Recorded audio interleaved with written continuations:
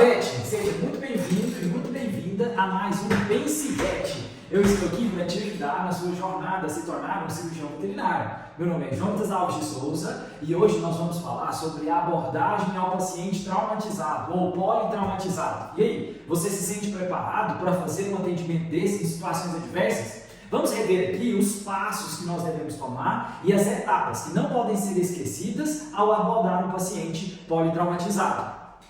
Por que é importante, então, nós conversarmos sobre esse assunto? É extremamente importante porque o paciente traumatizado ou o paciente politraumatizado não lhe permite ter o tempo necessário para consultar a literatura, para estudar ou para correr atrás de recursos para que você possa ajudá-lo. Ele precisa de ajuda naquele momento. Isso exige de você, então, preparo, treinamento e conhecimento antes que essas situações apareçam para você. Então você tem que investir tempo, bunda na cadeira, horas de estudo, né? Para que você se sinta preparado antes do paciente politraumatizado aparecer. Porque no dia que ele aparecer na sua frente, você tem que saber conduzir aquele caso clínico como você faz para dirigir, por exemplo, né? Para aqueles que dirigem. Você entra lá dentro, você já sabe tudo que você tem que fazer. Ligar a chave, apertar a embreagem, acelerador, passar a marcha, olhar para o lado, dar a seta. Então isso tudo você faz automático. E o atendimento ao paciente politraumatizado, ele tem essa semelhança. Você tem que dar conta de fazer isso tudo com atenção, com rigor técnico, mas você tem que conseguir também fazer as coisas no automático, assim, sabe? No protocolo, sem ficar pensando muito, porque cada segundo é extremamente importante para este paciente politraumatizado. Beleza? Então vem comigo, vamos caminhar aqui e a gente vai aprender um pouquinho sobre como abordar esse paciente. Antigamente, e não é muito antigamente assim não, até pouco tempo, ou que a maioria das pessoas sabem, nós entendemos aí, ou temos conhecimento do ABC do trauma, né? São 3 siglas, ABC, que era o que norteava a nossa conduta no paciente traumatizado. O A é via aérea patente, né? Airway, B é de boa ventilação, né? E o C de cardiocirculatório. Muitos estudos foram levantados, né, e há uma atenção maior a essa temática, sendo que novas postulações foram feitas e esse ABC do trauma sofreu evolução, né, uma evolução. Agora já não são mais apenas 3 etapas, né? Nós devemos cumprir aí pelo menos 6 etapas. E o acróstico, ao invés de ser ABC do trauma, se tornou XABCDE do trauma. Então não temos mais apenas 3 letras, A, B e C. Nós temos essas 3, mas foi acrescentado X, A, B, C, D e E do trauma. Onde nós temos o X com exsanguinação, o A ainda é via aérea patente, o B continua sendo boa ventilação, C, sistema cardiocirculatório, o D é disfunção neurológica, o E é exposição ambiental, né? Exposição corporal do nosso paciente. Vamos passar por cada uma, por etapas, né? Como diria Jack, né? Cada um por vez. Vamos falar um pouco sobre exsanguinação. O que é exsanguinação? Ela é também conhecida como hemorragia catastrófica. É aquela hemorragia descontrolada, aquele sangramento que dá vontade de sair correndo, né? Mas não, você é o veterinário responsável, não dá para sair correndo. Então, você está diante do paciente politraumatizado, a primeira coisa que você tem que correr o olho lá, checar tudo, se há a presença de uma hemorragia catastrófica, uma exsanguinação. Aonde que seu olho deve, assim, mirar rapidamente?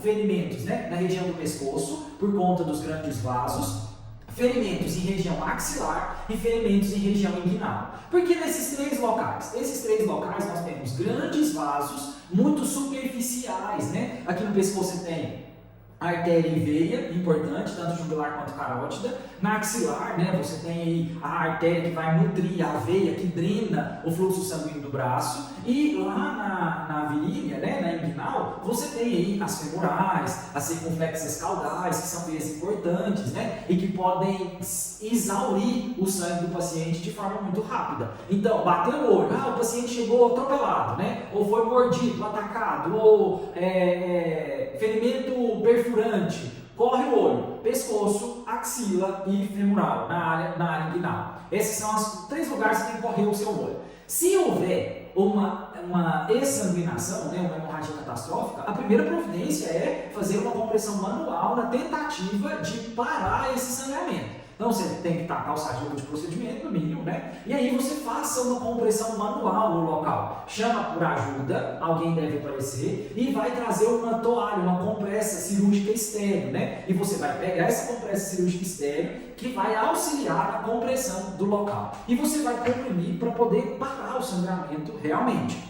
A primeira providência, neste caso você esteja diante de uma hemorragia catastrófica, fazer uma compressão manual e solicitar aí uma compressa cirúrgica estéril para poder fazer a contenção desse sangramento. Ah, eu posso tirar para ver se já parou? Não, infeliz, não tira a compressa do local. Se você pôs a compressa e você tem a sensação de que parou o sangramento, aquela compressa só vai sair dali quando alguém paramentado tiver condição de fazer a ligadura do vaso. Então, caso esse alguém não apareça, enquanto ele não aparece, você vai continuar, né, aquele momento eterno segurando a compressa para estancar a hemorragia. Alguém tem que vir e tem que trazer aí um kit, pelo menos para fazer a hemostasia, né, fazer a ligadura desses vasos quando possível.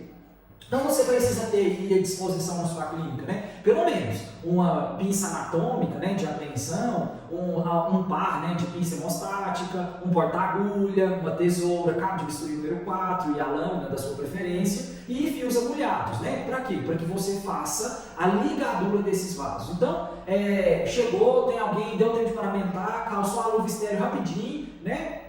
Pôs touca, máscara, calçou a luva, não precisa se preocupar em fazer dicotomia, né, sabãozinho, não, tem hemorrágico, hein, gente, tem que ser rápido. Então alguém vai lá, isolar o vaso, né, faz a apreensão do vaso e faz a ligadura daquele vaso o mais rápido possível. Então, primeira etapa aí do atendimento é observar a possibilidade de examinação. E a segunda parte é verificar a patência da via aérea. Essa etapa é extremamente importante, né, tanto é que no que diz respeito à oxigenação, né, à ventilação, nós temos duas partes do processo, né? Deixa eu colocar meu ar, está aqui focado.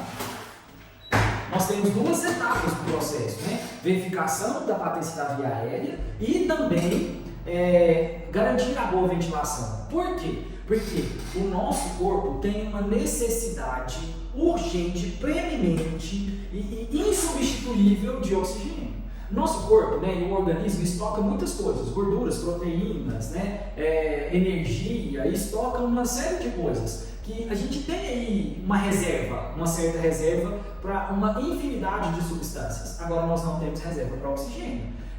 O meu corpo precisa agora, o meu metabolismo é dependente disso. Então tem que garantir que o meu paciente traumatizado tenha acesso ao oxigênio, porque se ele não tiver, com certeza o quadro clínico culminará em um óbito. Isso é o que a gente não quer, isso é o que a gente não deseja.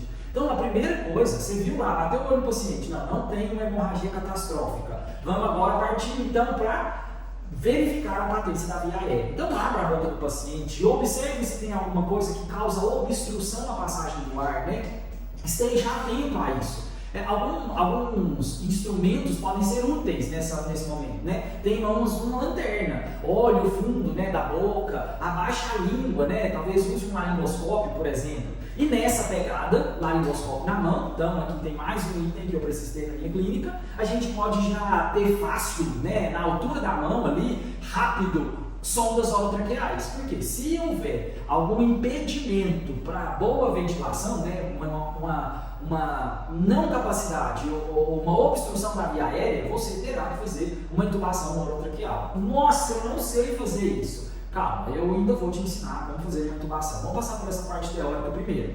Não consigo fazer uma intubação, tem edema, está inchado, tem sangue, muita saliva, tem vômito, não dou conta de fazer uma intubação orotraqueal. Eu vou ter que partir então para uma intubação por traqueostomia, né? Então eu vou acessar a traqueia pelo pescoço, na parte ventral, né? Eu vou deitar em cima do dorsal, acessar o pescoço, né? E acessar a traqueia e passar o tubo direto pela traqueia. Não consigo, não tenho instrumental para isso. Pelo favor, tenha pelo menos em mãos um catéter verde, aquele catéter grosso, sabe? Parece quase uma mangueira. É esse mesmo. Tem em mãos um catéter que faça uma punção cricotiroideana, então, e acople lá numa mangueirinha de oxigênio. Então, alguma coisa você tem que fazer para garantir que esse paciente vá receber oxigenação. Não nós não vai fazer nada disso. Mais uma vez, calma, nós vamos ver cada etapa dessa na prática e eu vou te ajudar. Beleza?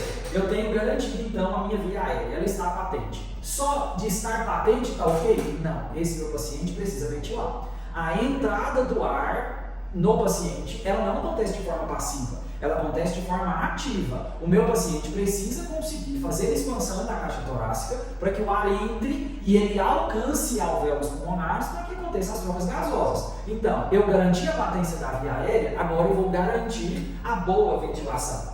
E aí, algumas coisas eu tenho que estar atento. Eu tenho que entender e conhecer qual é a frequência respiratória ideal, qual é o ritmo respiratório do animal. O animal está cianótico, né? Ele apresenta tons arroxeados da mucosa oral, língua, face interna da orelha, mucosa peniana, mucosa vaginal. O meu paciente está cianótico, ele está fazendo acúmulo excessivo de CO2 na circulação. Eu preciso examinar o tórax e fazer uma ausculta torácica. Vamos uma coisa de cada vez. No que diz respeito à frequência respiratória, ela é normal entre 20 e 30 movimentos respiratórios por minuto, certo? E daí a gente tem algumas nomenclaturas para classificar. Ela está num ritmo, numa frequência normal, então a gente chama de normopneico. Está acima disso, a gente tem uma taquipneia. Está abaixo do normal, a gente tem uma bradipneia. E o animal não ventila, ele está em apneia. Então, o ideal é que esteja entre 20 e 30 movimentos respiratórios por minuto. Essa é a frequência ideal, né, para o paciente. E qual é o ritmo respiratório? Existe um ritmo normal, em que o paciente faz uma inspiração e expiração, e a expiração ela deve durar 2 vezes o tempo inspiratório. Então, o que é o bacana, o que é o mundo ideal? Eu inspiro e expiro em 2 tempos. Então, eu vou inspirar e expirar em 2 tempos. Dispneia. A dispneia é uma dificuldade, então, desta ventilação. Ela pode ser inspiratória, e quando ela é inspiratória, nós precisamos associar a problemas, né, extratorácicos. Então, se a dificuldade respiratória do meu paciente é de puxar o ar, se ele faz barulho, se ele faz esforço para puxar o ar, provavelmente o problema, né, a interrupção está na via extratorácica, traqueia, cabeça, focinho, né? Então está fora do tórax. Se a dificuldade respiratória ela é expiratória, nós temos problemas torácicos, né, pulmonares aí nessa ventilação. Então é fácil da gente perceber. O que a gente deve tomar cuidado? A gente deve tomar cuidado quando o padrão respiratório ele é restritivo, né? O paciente tem uma respiração curta, a inspiração e a expiração está para um para um, né? Ela é rápida e ela é curtinha, ele vai fazer. Então, quando esse movimento respiratório é muito curtinho, nós devemos prestar mais atenção. Por quê? Talvez nós podemos estar diante de um hemotórax, um pneumotórax, né? Nós podemos estar diante de alguma obstrução intratorácica que impede a respiração de forma normal. E a gente também tem que prestar atenção naquele ritmo respiratório que é oscilatório, né? Então o paciente fica em apneia, ele começa a respirar e ele vai aumentando a frequência respiratória e de repente ele diminui a frequência respiratória e entra em apneia de novo. E aí ele começa a respirar e acelera, e depois desacelera e para. Então esse movimento ondulado da respiração, né, do ritmo respiratório, pode indicar aí traumas crânioencefálicos, né? Então a gente também tem que prestar atenção nesse tipo de respiração. O animal apresenta cianose? Se o animal está cianótico, ele precisa de oxigênio, né? Então, qualquer dispneia, qualquer dificuldade de ventilação, esse paciente vai ter que ter oferta de oxigênio. E por fim, né, caminhando aí para o fim dessa parte, a gente precisa inspecionar o tórax. Então, o paciente traumatizado, não importa, pode ter uma perna de pendurada. Se aquela perna não tem hemorragia catastrófica, você vai largar aquela perna, vai conferir a via aérea e vai checar a boa ventilação. Por boa ventilação, bata o olho, confira a frequência, perceba o ritmo. Não, está no ritmo legal, é ritmo de dor, está um pouco rápido demais, como que está o ritmo? Então, olhe o ritmo respiratório. Chequei o ritmo respiratório, põe a mão no tórax e faça a inspeção do tórax. Então confira se tem costela fraturada, se tem perfuração, né? Se tem alguma alteração no arcabouço do tórax daquele paciente. Então palpe, busque fraturas, lacerações, perfurações, né? Principalmente se o padrão respiratório for restritivo. Então inspecione todo o tórax, palpe todas as costelas, né? Comece de dorsal para ventral e palpe tudo, cheque tudo direitinho e veja se está tudo ok, certo? Depois disso, faça uma ausculta rápida, né? Ausculte, é uma emergência, gente. Faça uma ausculta rápida. A auscultação é uma arte que precisa ser treinada. Então, treine. Na hora que você achar que você tá bom, treine de novo. Se habitue a ouvir um som normal, né? Faça essa auscultação de forma criteriosa. Então, você vai fazer de dorsal para ventral e de crânio para caudal. Então, siga uma ordem, né? Eu gosto muito de fazer de crânio para caudal e aí eu vou descendo um espaço. Faço crânio caudal, desço um espaço, crânio caudal, até eu percorrer o tórax todo e os dois lados. Compare o som do lado direito e do lado esquerdo. O som normal de um pulmão é o som que a gente chama de vesical, né? Que é como se fosse um vento, sabe? Pensa aquela brisa gostosa, né? E aí você tem a fluidez do ar dentro da via aérea, né? Percorrendo a via aérea do paciente. Tá, e aí você pode auscultar muitas outras coisas, né? Estertores, sibilos, né? Estalos, rosque. Então qualquer coisa que seja diferente, né? Daquela brisa, aquele vento suave, gostoso, né? Romântico, preste atenção nisso, porque ali você pode ter algum problema que você vai ter que interferir. Vamos às problemáticas, né? Nessa etapa, algumas coisas precisam ser levadas em consideração e merecem a nossa atenção. Então, cuidado com pacientes em posição ortopneica. O que é posição ortopneica? Ele já está te falando que ele está ferrado, você ajuda ele. Então, pacientes em postura ortopneica precisam de uma atenção redobrada e menor manipulação. Se você estressar demais, ele pode passar mal e ter uma síncope ali na hora, né? Ter um desmaio.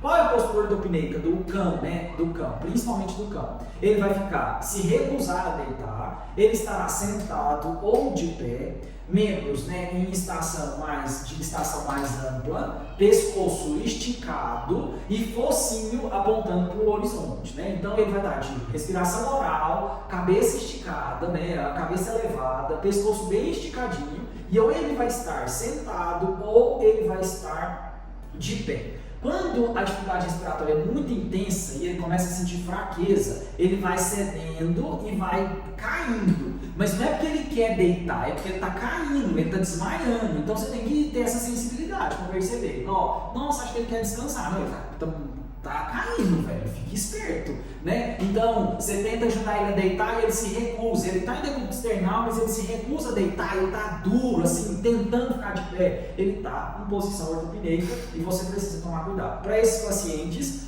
rapidamente uma fonte de oxigênio e você precisa encontrar aí a razão para essa postura ortopneica. Ele pode estar de edema pulmonar, e aí você vai ter que pegar um acesso, fazer uma furosemida. Ele pode ter um pneumotórax, então há uma perfuração em algum lugar, procure inspeção do tórax. Ele pode ter uma fratura de costela, ele pode estar com hernia diafragmática, ele pode ter um hemotórax hemorrágico, né? Sei lá, ele tem um tumor de base cardíaca, uma ruptura atrial, por exemplo, né? E aí faz um hemotórax, né? Apesar que seria o hemopericárdio, mas alguma coisa aconteceu lá dentro, né? E ele está com dificuldade respiratória, você tem pouco tempo. Algumas coisas você não faça, pelo amor de Deus, não leve para o raio-x. O paciente ortopedista não vai para o raio-x. Não leve para o ultrassom, não deite esse animal de barriga para cima. Ele está com falta de ar, você vai ter que dar seu pulo e ajeitar e descobrir o que está acontecendo, mas por favor, paciente em posição ortopneica, paciente dispneico, não vai para o raio-x nem para o ultrassom. Você dê seus pulos e tente identificar a razão ali para isso estar acontecendo e intervenha, ofereça uma fonte de oxigenação, mas não leve para exames complementares. Ele precisa de ajuda o quanto antes. Beleza? Em caso de hiperventilação, né? O animal está hiperventilando muito rápido. Verifica a possibilidade de hipertermia, então cheque se o paciente não está com a temperatura muito elevada. E caso isso aconteça, resfrie. Então joga água nele gelada, joga álcool, liga o ventilador, liga o ar-condicionado, né? Leva ele para plantar, mentira, põe de geladeira, não. Resfrie o seu paciente o mais rápido possível caso ele esteja com hipertermia. A hiperventilação ela também pode acontecer por dor. Então, se tem uma fratura lá, uma fratura exposta, por exemplo, né? Ou uma laceração gigantesca, então essa hiperventilação é por dor, o paciente precisa de remédio para dor. Então ajude ele e alivie ele da dor. Se tratando de dispneia respiratória, né? A gente precisa avaliar e descobrir a possibilidade. Primeiro, nós temos possibilidades dessa dispneia ser superior, mas você já checou lá se a via aérea é patente, então essa etapa você já pulou, já está lá na frente, mas confira de novo: obstrução oral, obstrução nasal, edema de glote, massa, pólipo, vômito, um osso de frango atravessado, sei lá, olha lá a via aérea e veja se a dispneia é superior. Caso essa dispneia seja expiratória, e aí a gente tem a chance de ser um problema intratorácico, a gente deve conferir a possibilidade de edema pulmonar. Então, na auscultação, você na auscultação vai pegar um estertor úmido, principalmente ali nos lobos crânio-caudais, né? Atrás ali do coração, caudais ao coração, onde principalmente vai fazer edema cardiogênico. Então, escutou um estertor úmido, paciente da dispneia, o que você vai fazer? Você vai pegar o acesso, um bom acesso, né? Não pega um fila brasileiro e coloca um catéter amarelo, não. Tente colocar o maior catéter que você achar possível, né? Então, pegue um bom acesso.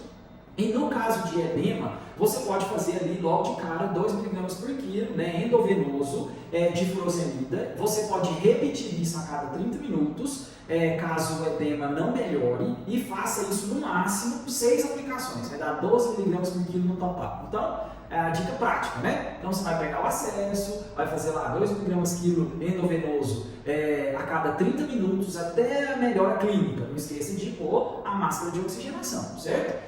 Mas o que vai acontecer com o rim? Ele é nefropata, velho, ele está morrendo. Ele está morrendo, você está numa emergência, ele está num edema agudo, ele precisa sair dessa condição. Ah, mas vai cair a pressão. Monitore a pressão, vai. Desça fluido junto, não dê só a furosemida e fica esperando, né, o milagre acontecer. Nesse acesso também, coloque lá um fluido para gotejar, né, aos pouquinhos. E se o paciente estiver muito ansioso, pega a dica, hein? A paciente dispneico muito ansioso, porque às vezes a ansiedade, né, por causa da falta de ar, piora o quadro. Aí o paciente fica desesperado, quanto mais desesperado, mais oxigênio ele demanda e ele não consegue puxar o oxigênio. Então, se ele estiver muito ansioso, faça meio miligrama aqui de metadona intramuscular, que aí você vai dar uma acalmadinha nesse paciente para que ele consiga ficar mais tranquilo e otimizar melhor a sua ventilação. Eu vou abrir aqui uma ressalva, né, sobre as possibilidades, né, o que pode gerar um edema pulmonar. Eu tenho uma colinha aqui, né, para eu não esquecer de todos, né, não podemos esquecer de todos. A gente tem edema pulmonar cardiogênico, então a disfunção da bomba cardíaca. O edema pulmonar pode acontecer por choque elétrico, então o paciente vai e morde o fio 220 e ele toma um choque muito forte. Esse choque elétrico pode desencadear um edema pulmonar. O edema pulmonar pode ser neurogênico, ele pode vir por conta de convulsões, ele pode estar presente em caso de pancreatite, anafilaxia, então cães alérgicos picados, né, ou que tomaram uma medicação e se deram uma reação anafilática, então a anafilaxia, síndrome da resposta inflamatória sistêmica, né, a SIRS, sepse, neoplasias, diminuição da pressão oncótica, então pacientes muito anêmicos, muito hipoproteicos, hipoalbuminemia, né, então no caso aí de uma disfunção hepática pode gerar um edema, glomerulopatias também podem cursar em edema pulmonar, sobrecarga hídrica, então você exagerou na fluido, está descendo soro demais, tromboembolia e obstrução das vias aéreas. Então a gente tem essas causas para edema pulmonar. Vou passar por todas rapidinho. Cardiogênico, choque elétrico, neurogênico, convulsão, pancreatite, síndrome da resposta inflamatória sistêmica, sepse, neoplasia, diminuição da pressão oncótica, hipoalbuminemia, glomerulopatia, sobrecarga hídrica e tromboembolia e obstrução das vias aéreas. Então tudo isso pode causar edema pulmonar e você tem que estar preparado para corrigir essa situação ou você vai perder o seu paciente. E o padrão respiratório for restritivo? Pode encontrar, né, uma razão. São basicamente 3 razões para fazer um padrão respiratório restritivo: efusão pleural, pneumotórax e hérnia diafragmática. Então, basicamente, são 3 razões para acontecer um padrão respiratório restritivo, que é quando o paciente respira rápido e uma respiração muito contínua, fica... É difícil de imitar, né? Mas eu espero que você tenha entendido, né? Então, é uma respiração rápida e curtinha. Efusão pleural, pneumotórax e hérnia diafragmática. Para efusão pleural e pneumotórax, você tem que saber fazer uma toracocentese. Ah, mas eu tenho centro cirúrgico. Vou falar uma coisa: toracocentese é um procedimento ambulatorial. Ah, mas eu não consigo fazer. Eu vou te ensinar e você vai treinar, hein? Treina, porque vai aparecer e você pode ser o divisor de águas na vida do seu paciente. Então, treine. Então, como que a gente faz? A gente só não faz a toracocentese se você sabe que aquele paciente tem alguma coagulopatia, porque senão não vai fazer mais sangramento ainda, né? Então, mas eu não sei se ele tem ou não tem, então faça a toracocentese, né? E tem que salvar o seu paciente. O que você vai precisar? Você vai precisar de scalp, 19 ou 23 gauges, uma válvula de 3 vias, equipo, material de tricotomia, seringa de 20 ml e luva estéreo. Só isso. Equipo, torneira de 3 vias, luva estéreo, material de tricotomia, scalp e seringa de 20 ml. Né? Se tiver até demais, pode usar demais. Como que você faz uma toracocentese? Se o paciente está em dispneia, se ele está com dificuldade respiratória, e está em uma posição ortopneica, você vai fazer a toracocentese na posição que ele está. Então, aplica metanona, lembra da dose? Meio miligrama por quilo intramuscular, você pode fazer por mais de 2 minutos, né? Mais ou menos 2 minutos IV, não tem problema. Acalme o seu paciente e manda para onde faça a toracocentese. Então, depois de externar ou estação, tanto faz, não tem problema. Localize o nono espaço intercostal, então venha de trás para frente, né? Procure o nono espaço intercostal, vai até a altura da articulação costocondral, faça uma tricotomia, pegando um espaço antes e um espaço depois daquele, né? Então faça uma tricotomia rapidinho, limpe aquele local, né? Se você tiver de tempo, né, e puder colocar um paninho ali para isolar, coloque, mas se o seu paciente estiver muito grave, velho, salva a vida dele, depois você desce antibiótico. Né? Mas se puder, faça a colocação de um campo, calce suas luvas, né? Então coloque as luvas, desloque a pele cranialmente e introduza o scalp, né, ou o catéter a 90 graus e ao acabar de introduzir e você sentir que ele transpassou toda a camada muscular, você deita, conecta a torneira de 3 vias com a seringa e aí você precisa aprender a manipular a torneira de 3 vias para que você puxe, gire a torneirinha, né, o registro da torneirinha para que você jogue fora aquilo que a sua seringa puxou. Eu puxei e tem pressão negativa. Se tem pressão negativa, tira tudo e parte para o próximo, né? Vai correr atrás de descobrir o que seu paciente tem. Eu puxei e veio ar. Não, mas ar pode ser pneumotórax. Continue puxando até colocar a impressão negativa de novo. Eu puxei e veio sangue. Continue puxando até colocar a impressão negativa de novo. Veio líquido, veio efusão. É um gato, tem uma efusão aqui. Pode ser pife, continue puxando até esgotar tudo. Por quê? Qualquer coisa que ocupe o tórax, espaço no tórax, impede a boa ventilação do seu paciente. Então, puxe, tire aquilo dali o quanto antes. No momento em que você sente, né, que está tocando no pulmão, né, então você vai ver na inspiração, parece que o pulmão toca na pontinha da agulha e pronto, é hora de interromper. Se vier material, joga tudo fora? Não, pelo amor de Deus, esse material é riquíssimo e ele pode ser muito útil. E ele tem que ser o primeiro, então você não pode esquecer. Veio conteúdo líquido do tórax, você deve colher material para mandar para análise. Então, reserve uma parte num tubo de bioquímica seca, reserve uma outra parte num tubo com EDTA. E esses 2 tubos te permitirão fazer várias análises, né? Análises citológicas, bioquímicas e é isso, citológicas e bioquímicas, beleza? Então manda para o laboratório, pede análise de líquido cavitário, avisa que é fusão pleural e aí vai vir para poder te ajudar e muito. Se for um tumor descamativo, né, um quimodectoma de base cardíaca, então vai vir lá bonitinho na citologia a presença de células neoplásicas, né, células neoplásicas de base cardíaca, células neoplásicas né, se for um tumor descamativo. Se for uma efusão com característica de PIF, então você tem uma infinidade de possibilidades e esse material é extremamente rico, então não descarte, né? Lembre de mandar para análise. Não veio nada, né? O que eu devo fazer? O meu paciente está com padrão respiratório restritivo ainda, posição ortopneica. Avalie a possibilidade de uma hérnia diafragmática. Aí você faz um teste, né, de ultrassom, confira, né, se ele sente dor assim na região. Geralmente as hérnias diafragmáticas traumáticas, né, quando é atropelado, por exemplo, a grande maioria, a gente vê que o abdômen fica assim murcho, né, parece que está faltando alguma coisa e tá mesmo, está tudo dentro do tórax, né. Eu já peguei assim, quase que um fígado inteiro lá dentro do tórax, com ácido intestinal, estômago, e vai chupando tudo lá para dentro.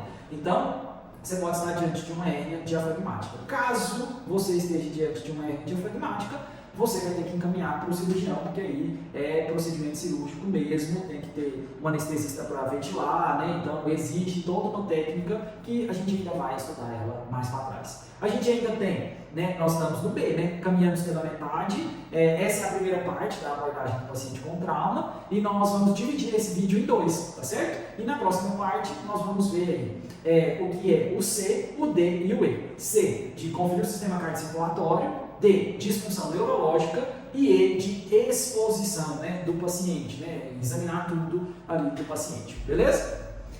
Me acompanhe, né? Eu estou sempre liberando novo material, espero que tenham gostado. Qualquer dúvida pode deixar aí nos comentários e continue me seguindo aí nas minhas redes sociais, porque tem muito mais para eu te ajudar nessa sua jornada como cirurgião veterinário, tá certo? Abraço e até mais.